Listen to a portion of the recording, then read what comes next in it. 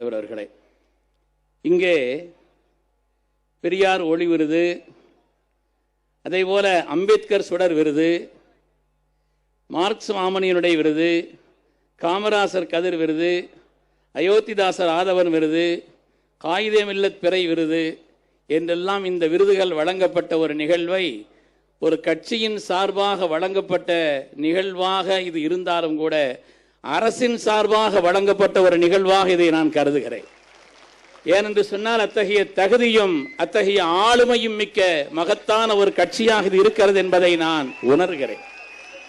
சங்கைக்குரியவர்களே, இங்கே சொல்லப்பட்ட யார் யார் பெயரால் இங்கே விருதுகள் வழங்கப்பட்டதோ அந்த எல்லா விருதுகளுக்கும் முழு தகுதியானவர் எழுச்சி தமிழர் அவர்கள்தான் என்பதையும் இங்கே நான் பணிவோடு தெரிவித்துக் கொள்கிறேன். முகஸ்துதிக்காக வார்த்தைகளை பேசக்கூடியவன் அல்ல, அப்படி பேச வேண்டிய தேவையும் எனக்கு இல்லை. ஆனால் இன்றைய இந்த காலகட்டத்திலே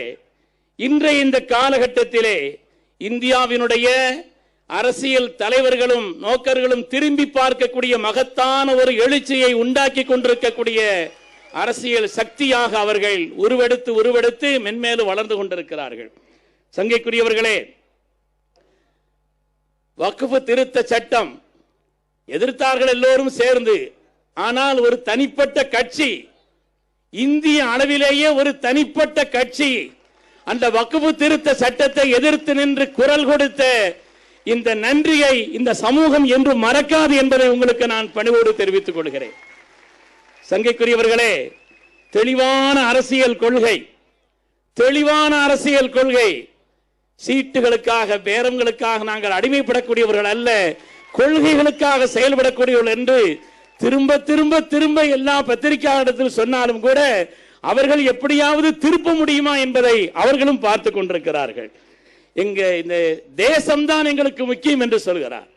அவருடைய உரையினுடைய சாரத்தை எல்லாம் பார்த்தால் இங்கே தேசமும் மக்களுடைய மேன்மையும் தான் முக்கியம். அதே போல இங்கே எல்லோரையும் அவர்கள் கோட் சூட் அணிந்து, ஒயிட் சட்டை அணிந்து, அதே போல சிவப்பு டை அணிந்து ஏன் இப்படி போட சொன்னாலும் என்று நான் யோசித்து பார்த்தேன். அருமையானவர்களே, வாழ்க்கை என்பதே கடந்த காலத்தை பற்றி உண்டான ஒரு நிறைவும் வருங்காலத்தை பற்றி உண்டான ஒரு நம்பிக்கையும் தான். எனவே ஒரு நம்பிக்கையான வாழ்க்கையை நாம் தொடங்க, அதை தொடர அடிப்படையான தேவை என்பதற்குண்டான ஒரு வழிகாட்டுதலாகத்தான் இந்த காரியத்தை செய்திருக்கிறார்கள். இங்கே விடுதலை சிறுத்தைகள் கட்சியினுடைய பொறுப்பாளர்கள் ஒவ்வொருவரையும் குறிப்பிட்டு சொல்ல வேண்டும். ஆனால் அதற்குண்டான ஒரு நேர அவகாச சூழல் என்பது இல்லை. ஒவ்வொருவருமே எழுச்சி தமிழர் அவர்களுடைய மகத்தான வழிகாட்டுதலிலே ஒன்மேன் ஆர்மியாக ஒவ்வொருவரும் அவர்கள் தனித்திருந்து சிறப்பாக செயல்படுகிறார் என்பதையும் தெரிவித்துக் கொண்டு, இங்கே தகுதிமிக்க இந்த பெரியவர்களோடு சேர்ந்து என்னையும் அழைத்து இந்த விருது வழங்கியமைக்காக நான் உளப்பூர்வமாக விடுதலை கட்சிக்கும் மரியாதைக்குரிய அதனுடைய உன்னதமான தலைவர் எழுச்சி தமிழர் எங்களுடைய இதயத்தில் நிறைந்த மரியாதைக்குரிய அண்ணன் திருமாவளவன் அவர்களுக்கும் மற்றும் கட்சிக்கும் உளப்பூர்வமான நன்றியை தெரிவித்து இந்த வாய்ப்புக்கு நன்றி கூறி விடைபெறுகிறேன். நன்றி.